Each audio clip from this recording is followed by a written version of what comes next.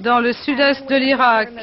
Et nous venons d'apprendre que l'alerte est finie en Arabie Saoudite. Voilà les dernières nouvelles sur la guerre du Golfe. Voilà les dernières réactions maintenant sur la guerre. Après des protestations très importantes contre la guerre, on estime que 10 000 personnes se sont réunies devant les Nations Unies pour démontrer contre la guerre. Ces gens voulaient s'assurer que George Bush avait reçu leur message de façon tout à fait claire. Nous soutenons l'opération Tempête du désert. Ils se sont rassemblés dans les rues devant les Nations Unies et ils voulaient envoyer un message à Saddam Hussein. Personne n'a le droit d'arriver et d'envahir un autre pays comme il l'a fait. La plupart des gens à cette manifestation soutiennent Israël et après l'attaque de missiles sur l'État juif, ils ont senti qu'ils devaient prendre une position plus active et condamner l'invasion irakienne et soutenir le président. Je suis tout à fait d'accord avec ce que fait le président Bush. Des politiciens qui vont des libéraux aux conservateurs soutiennent ce mouvement. Nous prions pour que Saddam Hussein change d'idée et que nous ne sacrifions pas nos soldats et notre nation en attendant que la lumière lui vienne. Les démonstrations qui soutenaient le président avaient lieu exactement au même endroit où les démonstrations anti-guerre avaient lieu. À ces démonstrations, on a essayé d'éviter la violence, mais il y a eu au moins un combat et la police a déclaré que cette démonstration a été relativement pacifique. C'est au même endroit que le président a été félicité à Washington. À l'heure actuelle, on le félicite à nouveau, mais pas tout à fait par les mêmes gens. L'Union soviétique ne fait pas d'objection au déploiement des patriotes en Israël. Il dit que tous les pays ont le droit de se défendre. Eagleburger est en Israël pour essayer de convaincre Israël de rester à l'écart de la guerre. Le Premier ministre a déclaré qu'il considère très sérieusement la possibilité de représailles d'Israël. Le Premier ministre britannique a eu un coup de téléphone du président Bush. Newsweek déclare que le président Bush a approuvé un plan pour envoyer des forces terrestres si c'est nécessaire.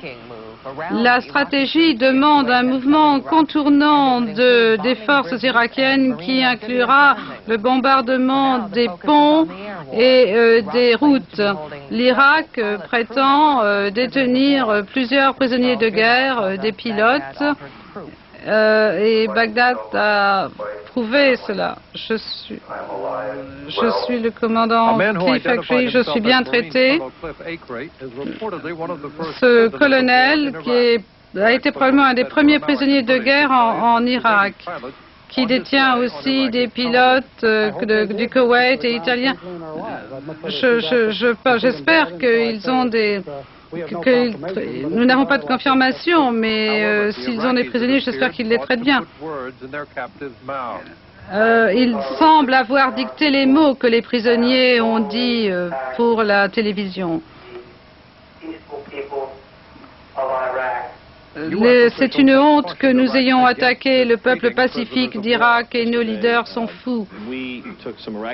Nous détenons des prisonniers de guerre irakiens et nous avons officiellement averti le gouvernement irakien que nous avons l'intention de nous conformer à la Convention de Genève quant à la façon de traiter les prisonniers de guerre et nous espérons que les Irakiens feront la même chose. La Convention de Genève dit que les prisonniers de guerre ne seront pas exposés au danger, à des insultes ou à la curiosité publique ou utilisés pour des buts de propagande. Tout ce qui implique une contrainte physique ou un mauvais traitement est contraire à la Convention de Genève et c'est un crime de guerre. Les voix et probablement les images qui vont cherchent à impressionner les Américains quant aux réalités de la guerre. C'était notre reportage de la Maison-Blanche. La Maison-Blanche dit que la violence qui a éclaté à Riga est extrêmement troublante. L'armée soviétique a repris en main la capitale, il y a des combats dans les rues. 4 personnes ont été tuées, 10 ont été blessées et on leur a ordonné de se défendre, mais de ne pas attaquer les forces soviétiques. Les forces soviétiques se dirigent maintenant, vous avez tellement de fausses alertes, c'est possible, ou alors c'est que les gens sont très nerveux, très tendus. Quand vous avez eu 4 missiles attaquants dans la même nuit, au moins 6 qui ont essayé d'attaquer la capitale. Les gens ont le droit de devenir nerveux après ces fausses alarmes et ces attaques. Quand vous êtes en face d'une arme comme le Scud, vous ne prenez aucun risque. Nous allons maintenant nous arrêter pour le sport, mais dès que quelque chose va se passer dans le golf, nous reviendrons pour vous tenir au courant.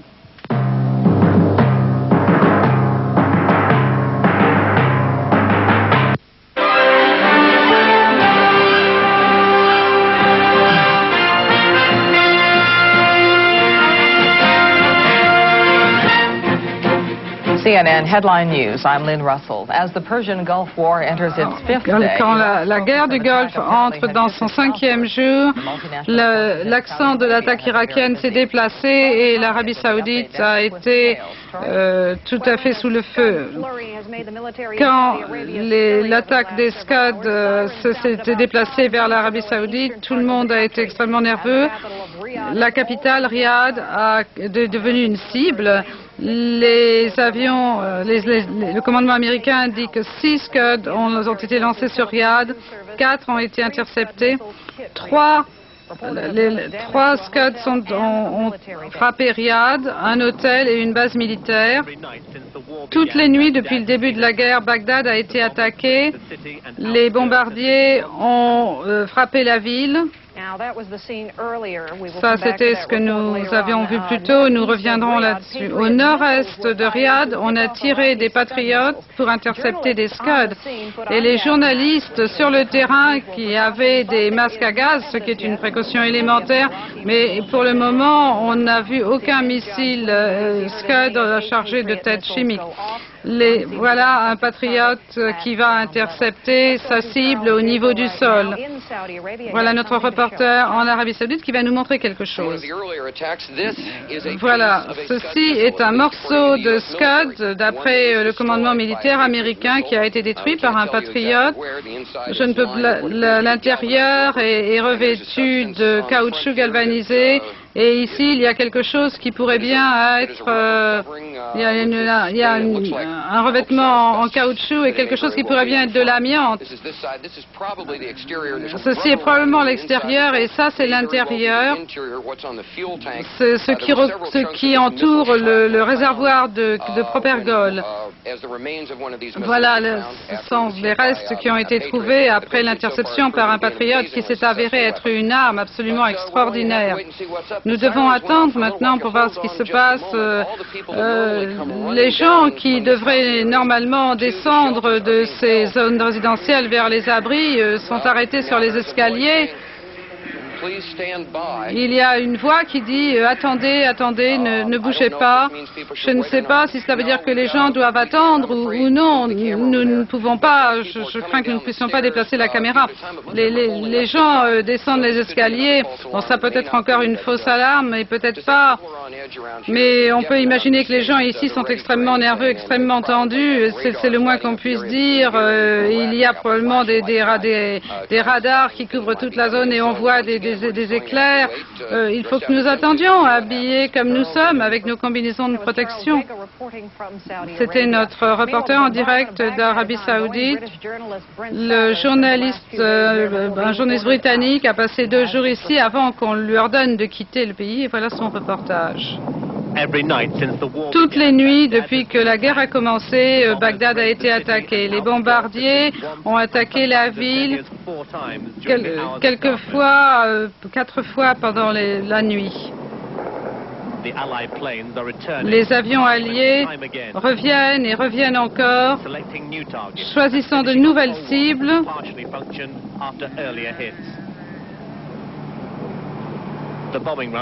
Les bombardements durent pendant 1 heure quelquefois, attaquant des installations clés et les installations militaires.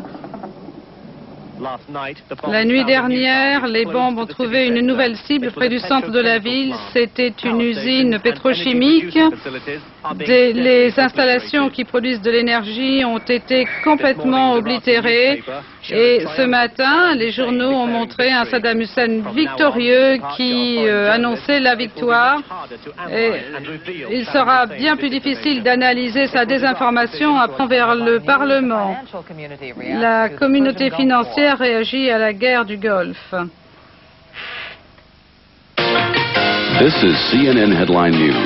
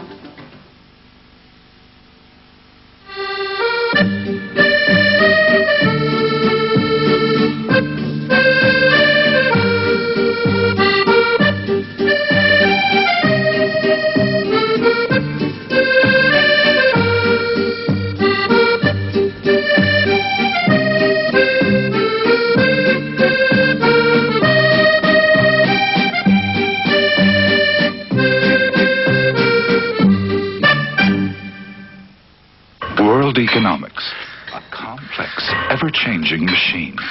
What happens within its delicate framework affects every minute of your life. Whether your concerns are on Main Street or with Wall Street, you need information to manage them intelligently. Every day, CNN gives you a thorough look at changes in the economics machine, viewing details in ways you can understand. Business news to keep you in time with change on CNN International.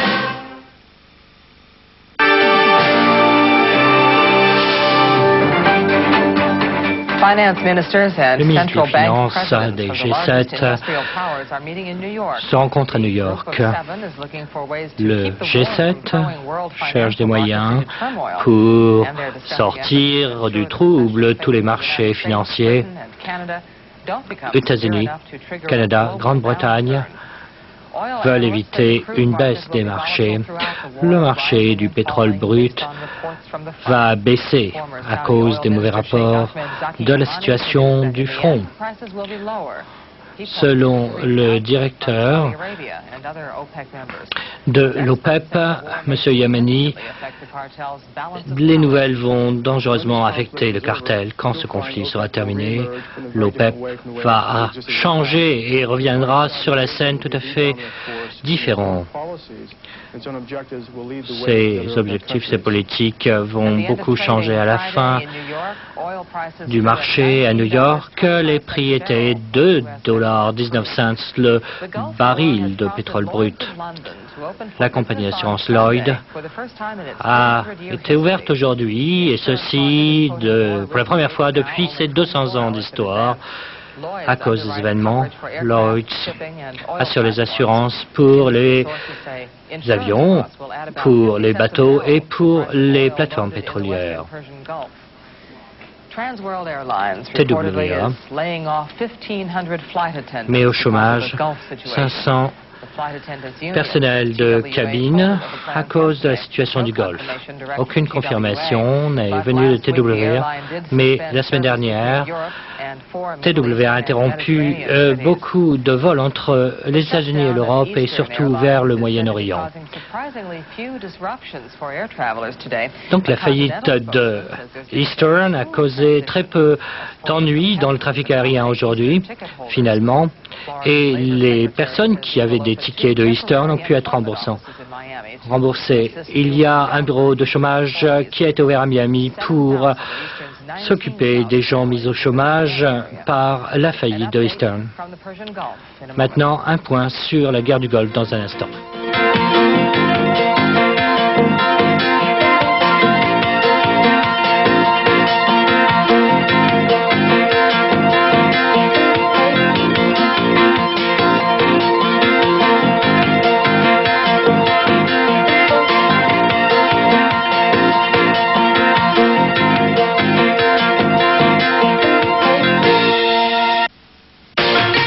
This is CNN Headline News.